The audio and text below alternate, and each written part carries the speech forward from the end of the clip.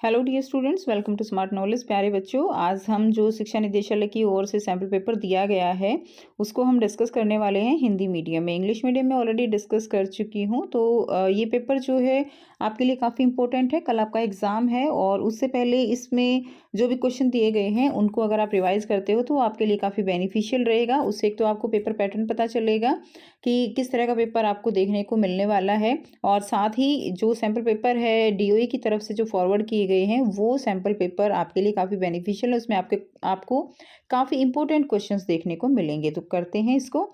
देखिए 80 मार्क्स का आपका पेपर रहेगा। टाइम रहेगा आपका 3 आवर्स का, और यहाँ पे आप देख सकते हो 1 से 20 तक आपको यहाँ पर जो है वेरी शॉर्ट आंसर क्वेश्चन देखने को मिलेंगे। तो फर्स्ट क्वेश्चन इसमें क्या है, ठोस द्रव और गैस पदार्थ के बीच समानता यह है कि वो क्या करते हैं, वो स्थान घेरते हैं, द्रव्यमान भी होता है। तो इसका आंसर आपका सी हो जाएगा। ठीक है, हम जो स्मॉल क्वेश्चंस हैं उनको हम डिस्कस करेंगे। बाकी आप अच्छे से तैयारी कर चुके हो तो आप देख सकते हो कि कौन सा क्वेश्चन आपको आता है और कौन सा क्वेश्चन आपको नहीं आता। तो जो वीक एरिया है आप उस पर अभी भी काम कर सकते हो, क्योंकि आपका एग्जाम कल जो है इवनिंग में है। ठीक है। सेकंड क्वेश्चन है, जब 20 ग्राम पोटेशियम परमैंगनेट को 1000 ml पानी में घोला जाता है तो आयतन में कोई वृद्धि नहीं होती। यह अवलोकन इंगित करता है कि उनके बीच में क्या है, पानी के कणों के बीच में क्या होता है, रिक्त स्थान होता है, जिसकी वजह से जो पोटेशियम परमैंगनेट के कण है वो उसमें समावेशित हो जाते हैं। थर्ड क्वेश्चन है, निम्नलिखित में कौन सा द्रव गैस एरोसोल नहीं है। तो गैस एरोसोल कौन सा नहीं है, देखो कुहासा, बादल, कोहरा, ये तीनों गैस एरोसोल है, लेकिन धुआं जो है वो गैस एरोसोल नहीं है। धुआं क्या है, यहाँ पे ठोस है। नेक्स्ट देखिए, NO2CO3 में मौजूद आयन तो Na+ बनेगा और CO3 2- बन जाएगा। ए इसका आंसर रहेगा। नेक्स्ट क्वेश्चन है, जब 6 ग्राम कार्बन को 16 ग्राम कार्बन ऑक्सीजन में जलाया जाता है तो 22 ग्राम कार्बन डाइऑक्साइड मिलती है। यदि 6 ग्राम कार्बन को 30 में जलाया जाएगा तो क्या होगा। तो इसके लिए बहुत ही सिंपल सा जो हम करके देख लेते हैं। CO2 होता है, कार्बन डाइऑक्साइड के बारे में बात की गई है।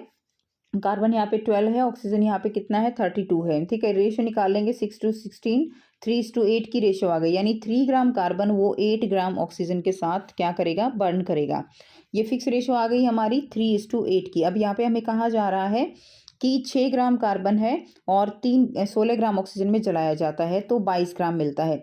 यदि 6 ग्राम कार्बन को ही 30 ग्राम ले लिया जाए तो यानी 3 इसका मल्टीपल देखेंगे, 3 गुना 2 6 हो गया, और 8 गुना 2 यहाँ पे कितना हो गया 16 हो गया। यानी 6 ग्राम कार्बन केवल और केवल उसकी कैपेसिटी है केवल 16 ग्राम ऑक्सीजन के साथ जलने की।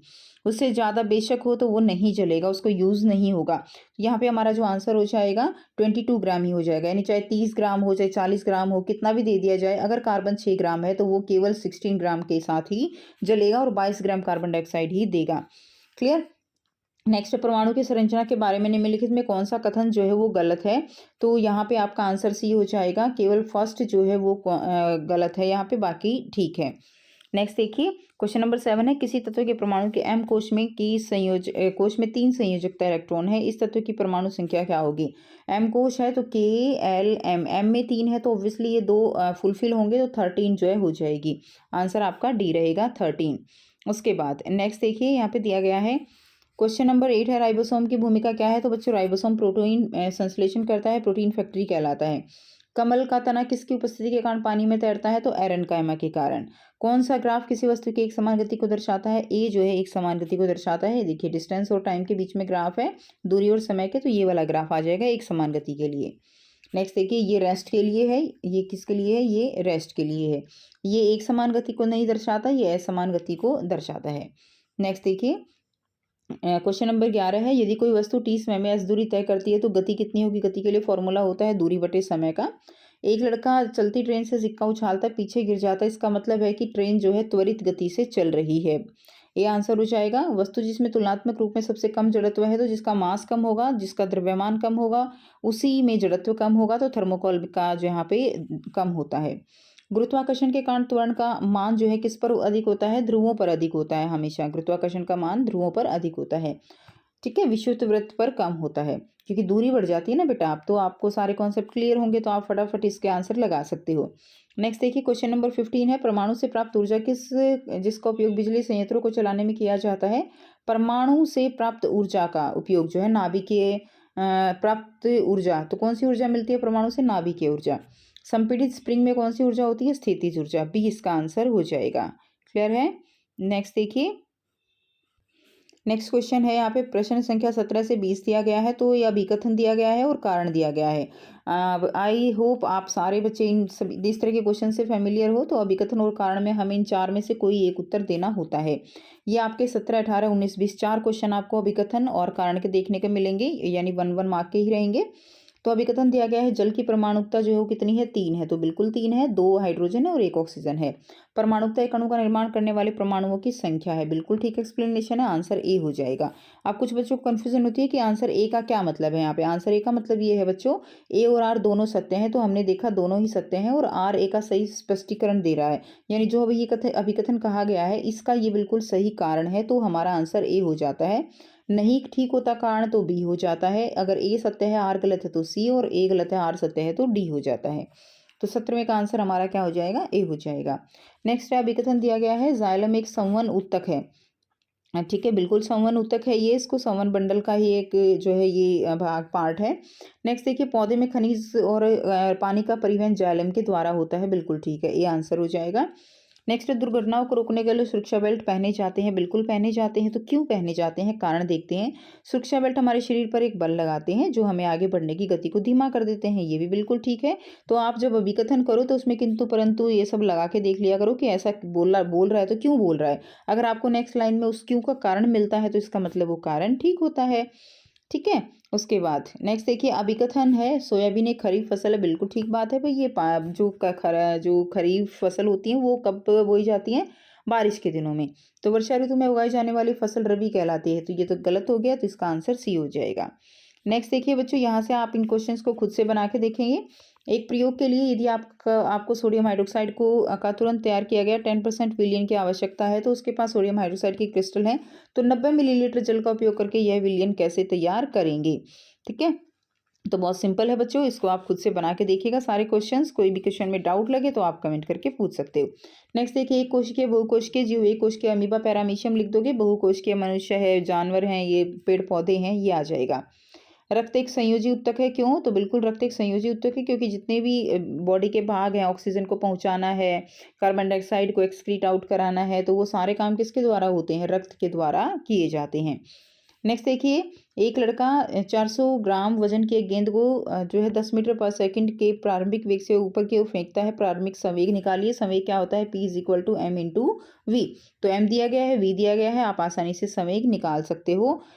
ठीक है, इसके उड़ान के उच्चतम बिंदु पर इसका संवेग ज्ञात कीजिए। तो यहाँ से आपको जो है यहाँ से आप mgh निकाल लेंगे और इसका उच्चतम बिंदु पर इसका संवेग जो है वो निकल जाएगा। क्लियर। उसके बाद नेक्स्ट देखिए, ऐसी दो ध्वनि तरंगों को दर्शाने के लिए आरेख बनाइए जिनका आयाम तो समान है लेकिन आवृत्ति अलग अलग है। तो आयाम समान होना चाहिए, आवृत्ति अलग अलग होनी चाहिए। तो ये इस तरह से डायग्राम बना लेंगे। ये आयाम जो है वो क्या हो जाएगा, समान हो जाएगा।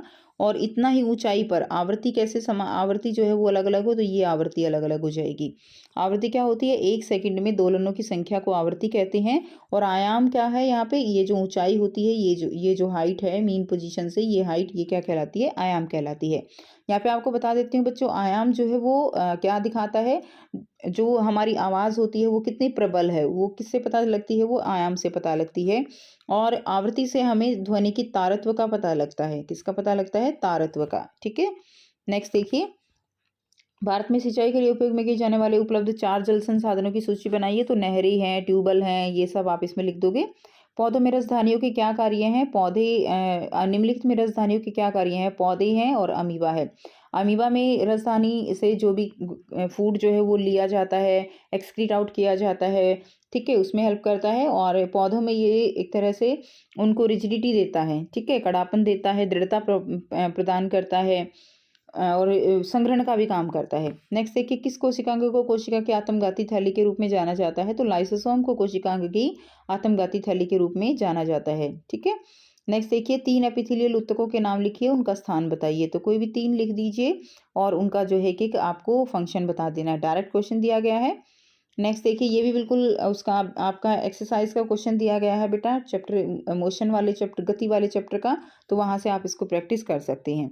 नेक्स्ट देखिए, एक कार 6 सेकंड में अपनी गति 80 किलोमीटर घंटा से घटाकर 60 किलोमीटर घंटा कर देती है। कार का त्वरण बताइए। तो इसमें सबसे पहले तो आप किलोमीटर घंटा को मीटर जो है पर सेकंड में बदल लेंगे। 80 किलोमीटर घंटा है तो इसको आप 5/18 से क्या कर देंगे, गुणा कर देंगे। ठीक है, और उल्टा करना होता है इसका, यानी अगर आपको जो है सेकंड्स में और मीटर में दिया गया है और किलोमीटर में करना है तो 18/5 कर देंगे। ये इसकी जो है ईजी तरीका है कन्वर्ट करने का। तो 6 सेकंड टाइम दिया गया है, त्वरण निकाल लेंगे। क्लियर। तो ए क्या हो जाएगा यहाँ पे v-u/t। क्लियर। फाइनल जो अंतिम वेग है, प्रारंभिक वेग है, और बटे में समय है। तो बहुत आसानी से आप इसका उत्तर निकाल सकते हो, लेकिन इससे पहले इसको आप कन्वर्ट कर लेना। ध्वनि के बहुल परावर्तन के 3 उपयोग लिखिए। तो बहुत ही ईजी है बच्चों, स्टेथोस्कोप में यूज़ होता है ये। ठीक है, तो इस तरह से 3 उपयोग आपको इसके लिख देने हैं। सफाई के लिए भी यूज़ होता है। नेक्स्ट देखिए, ये भी अभ्यास का क्वेश्चन दिया गया है। एक लड़के ने एक चट्टान के पास ताली बजाई और 6 सेकंड बाद, तो इसमें टाइम जो है आप 3 सेकंड टाइम ले लोगे, क्योंकि देखिए 6 सेकंड टाइम जो है वो 3 सेकंड जाने में लगा और 3 सेकंड ही वापस आने में लगा। अब ध्वनि की गति दी गई है, तो आप जो है दूरी निकालनी है ना, तो दूरी निकालनी है तो टाइम जो है आप 3 सेकंड कीजिएगा, यहाँ पे 6 सेकंड मत लीजिएगा। नेक्स्ट देखिए, ध्वनि की प्रतिध्वनि, यानी ध्वनि जो बार बार वापस सुनती है हमें, वो क्या कहलाती है, प्रतिध्वनि कहलाती है। नेक्स्ट देखिए, ये भी बहुत ही ईजी क्वेश्चन है बच्चों। क्वेश्चन नंबर 31, उन विभिन्न वांछनीय लक्षणों की सूची बनाइए। कोई भी 3 लक्षण लिख दीजिएगा जिनसे मुर्गी पालन में भारतीय और विदेशी नस्लों का संकरण कार्यक्रम विकसित किए गए हैं। नेक्स्ट है, निम्नलिखित यौगिकों के रासायनिक सूत्र लिखिए। अमोनियम सल्फेट है, सोडियम नाइट्रेट है, एल्यूमिनियम ऑक्साइड है। तीनों के खुद से लिख के देखिए कि आपने चेप्ट किया है अच्छे से, कि आप इनको लिख पाते हैं या नहीं लिख पाते हैं। ठीक, तो ये आप लिख लीजिएगा। नेक्स्ट देखिए, क्वेश्चन नंबर 33 है, निम्नलिखित तालिका में दिए गए पदार्थ ABC के गलनांक और क्वथनांक का निरीक्षण आपको करना है। तो इसमें तापमान है 30 डिग्री सेल्सियस, 30 डिग्री पर ABC कैसी अवस्था में होंगे वो बताना है। तो देखिए बच्चों, अब इसका गलनांक तो माइनस में है, इसका गलनांक जो है किस में है, 196 -196 है, यानी क्वथनांक है, यानी 30 पे तो ये क्या होगा, ये गैसियस में होगा। 30 तो बहुत ज़्यादा टेम्परेचर हो गया ना इसके गलनांक और क्वथनांक के अकॉर्डिंग, तो ये गैसियस अवस्था में होगा। किस में होगा, ए गैस में होगा। बी जो है 30, देखिए कहाँ पे आप कर सकते हो, 250 पे तो इसने मेल्ट होना शुरू कर दिया। ठीक है, उसके बाद 700 पे ये बॉयल होना शुरू हो जाएगा। तो 30 पे कहाँ होगा, 30 पे डिग्री पे ये जो है सॉलिड स्टेट में होगा, यानी ठोस में होगा। क्लियर है, किस अवस्था में होगा, ये ठोस में होगा। सी पे देखिए 30 में कहाँ जाएगा, 30 -20 पे तो इसने गलना शुरू कर दिया। गलने के और उबलने के बीच की जो स्टेट होती है वो कौन सी होती है, वो लिक्विड स्टेट होती है, यानी ये किस में होगा, द्रव अवस्था में होगा। 30 डिग्री पे, -20 पे तो इसने मेल्ट हो गया, ये गलना शुरू हो गया। 30 डिग्री पे कहाँ होगा, ये लिक्विड अवस्था में होगा, क्योंकि 90 पे ये जो है गैस बनना शुरू हो जाएगा, क्वथनांक है ना, तो ये द्रव अवस्था में होगा। उसके बाद दी गई तालिका में उस पदार्थ का नाम बताइए जिसकी संपीडनशीलता अधिक होती है। संपीडनशीलता किसकी अधिक होती है, गैस की अधिक होती है। क्यों होती है, क्योंकि उसके कणों के बीच में स्थान होता है, इसीलिए उसकी संपीडनशीलता अधिक होती है। तो ए इसका आंसर हो जाएगा। आई होप आप सब बच्चों को ये बिल्कुल क्लियर है। नेक्स्ट देखिए, क्वेश्चन नंबर 34 है, CL17 CL37 एक दूसरे से किस प्रकार संबंधित है। ये जो है समस्थानिक है एक दूसरे के। एटॉमिक जो इसका परमाणु क्रमांक है वो समान है और परमाणु भार जो है वो अलग अलग है। तो एक दूसरे से किस प्रकार संबंधित है, एक दूसरे के समस्थानिक है। ये भी बच्चों आपको अभ्यास का क्वेश्चन दिया गया है, 75% है और 25% है, तो बहुत ही आसानी से आप इसको कर सकते हो।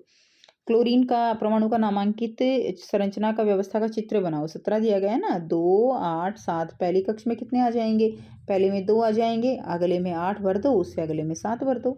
बहुत आसान है। ठीक है, नेक्स्ट देखिए, आवेश स्थिति, आवेश और द्रव्यमान के संबंध में इलेक्ट्रॉनों, प्रोटॉन और न्यूट्रॉन के बीच अंतर बताइए। बहुत आसान है। स्थिति क्या होगी, इलेक्ट्रॉन तो घूमते हैं, प्रोटॉन न्यूट्रॉन नाभिक में होते हैं। आवेश उसके इलेक्ट्रॉन के ऊपर -1, प्रोटॉन के ऊपर +1, न्यूट्रॉन के ऊपर 0। ठीक है, द्रव्यमान की वैल्यू भी आप लिख दीजिएगा। क्लियर। उसके बाद नेक्स्ट देखिए, निम्नलिखित तत्व की संयोजकता और परमाणु प्रतीक क्या है। तो संयोजकता इसकी 1 हो जाएगी, परमाणु प्रतीक हो जाएगा Na। इसकी एल्यूमिनियम की 3 हो जाएगी संयोजकता, और Al हो जाएगा परमाणु प्रतीक। पोटाशियम का है, पोटाशियम देखिए 19 दिया गया है ना, 2 8 8 1, तो इसका K हो जाएगा जो है संकेत। कैल्शियम की हो जाएगी 2 और संकेत हो जाएगा Ca। ठीक है, तो इस तरह से आप निकाल सकते हो। नेक्स्ट देखिए, प्लास्टिड केवल पादप में उपस्थित होते हैं, निम्नलिखित में किस प्रकार के प्लास्टिड होते हैं। पंखुड़ियों में जो है कलर्ड होते हैं, क्रोमोप्लास्ट होता है। पंखुड़ियों में कौन सा होता है? क्रोमोप्लास्ट। कलर्ड होता है ना, पत्तियों में क्लोरोप्लास्ट होता है जो हरा होता है, फल का गुदा में क्रोमोप्लास्ट होता है, क्रोमोप्लास्ट। ठीक है, कौन सा होता है? क्रोमोप्लास्ट होता है।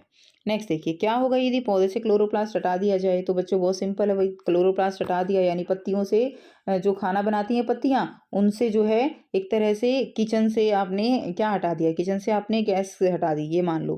क्लियर? तो उससे क्या होगा? क्लोरोप्लास्ट हटा दिया तो खाना नहीं बनेगा, फोटोसिंथेसिस नहीं होगा, प्रकाश संश्लेषण नहीं होगा, पेड़ पौधे से ऑक्सीजन नहीं मिलेगी, पेड़ पौधे भी मर जाएंगे और उनके ऊपर आश्रित रहने वाले जीव जंतु भी मर जाएंगे। ठीक है, उसके बाद नेक्स्ट देखिए, बहुत ही आसान सा क्वेश्चन है बच्चों ये, अल्पराशनदाबी विलयन किसे कहते हैं? क्या होगा? कोशिका कोष में रखेंगे तो ये खुद से आपको ट्राई करना है, क्योंकि यहाँ पे जो है बच्चे इंपॉर्टेंट क्वेश्चन एक बनता है यहाँ से, तो इस क्वेश्चन को जरूर करके जाइएगा। क्लियर? नेक्स्ट देखिए, गुरुत्वाकर्षण के सार्वत्रिक नियम की व्याख्या करनी है, 3 महत्व बताने हैं बेटा। बहुत ही आसान सा क्वेश्चन है, डायरेक्ट है बिल्कुल, ये एक्सरसाइज का क्वेश्चन है, वहां से कीजिएगा। कारण बताइए, पतले पट्टे स्ट्रेप वाले बैग की तुलना में चौड़े पट्टे वाला बैग ले जाना आसान है, कैसे? तो पतले पट्टे वाले बैग की तुलना में क्या होगा ना, उसका जो पतला, उसके ऊपर जो दबाव है, अगर चौड़ा है तो दबाव कम लगेगा, पतला है तो दबाव ज़्यादा लगेगा। ठीक है, तो इसीलिए दबाव, अगर चौड़ा पट्टा लेते हैं ना हम, तो दबाव कम लगता है, हमें दर्द कम होता है। कुंद चाकू की तुलना में तेज चाकू से काटना आसान है, क्यों? तेज चाकू क्या होगा? वो शार्प होगा, शार्प होगा तो उस पर दबाव जो है वो ज़्यादा लगेगा, एरिया कम हो जाएगा ना, तो दबाव ज़्यादा लगेगा। क्लियर? देखिए, प्रेशर क्या होता है? प्रेशर होता है, दबाव क्या होता है? बल बटे में जो है क्षेत्रफल। ठीक है, फोर्स अपॉन एरिया। तो अगर जो एरिया है वो कम होगा तो दबाव ज़्यादा लगेगा, प्रेशर ज़्यादा लगेगा। एरिया कम है, दबाव ज़्यादा लगेगा, एरिया ज़्यादा है तो दबाव कम लगेगा। ये वाला रिलेशन चलता है इस तरह के क्वेश्चन में। ऊँट रेगिस्तान में आसानी से दौड़ सकता है, तो ऊँट जो है उसके पैर चौड़े होते हैं, जिससे उसके ऊपर दबाव, उसके पैरों पे उसके शरीर का दबाव जो है वो, अब एरिया, उसके पैरों का एरिया ज़्यादा है तो दबाव कम लगेगा, जिससे वो रेत में धंस नहीं पाता है, इसलिए आसानी से चल पाता है। इसके अंदर आप देखेंगे, दोनों बीकर में बने मिश्रण का नाम बताना है आपको। बीकर बी में के 2 घटक को क्या कहा जाता है?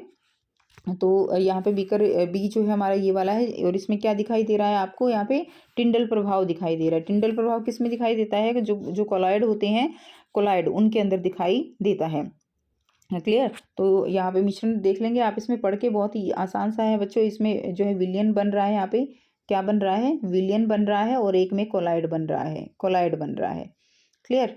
उसके बाद नेक्स्ट देखिए, प्रकाश का मार्ग बीकर बी में क्यों दिखाई देता है? क्योंकि उसके अंदर कोलाइड है और वो आसानी से जो प्रकाश की किरणें हैं उनका विक्षेपण कर देता है। ठीक है, उनको स्कैटर कर देता है। उसके बाद है, क्या बीकर ए में बने मिश्रण से विलेय कणों को अलग किया जा सकता है? तो बिल्कुल नहीं किया जा सकता, ये विलयन है, विलयन के अंदर विलायक और विलेय होता है, और उनको हम अलग नहीं कर सकते हैं।